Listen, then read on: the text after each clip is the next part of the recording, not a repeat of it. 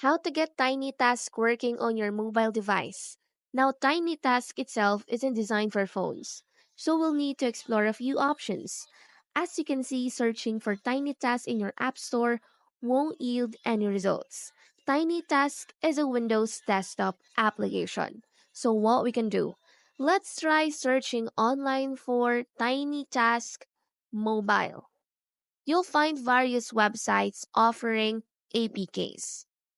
Remember, downloading APKs from unknown websites can expose your device to malware.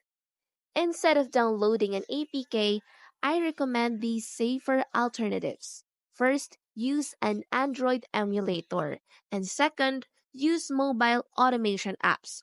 So while you can't directly download Tinytask, these alternatives provide safe and effective ways to achieve similar automation on your mobile device.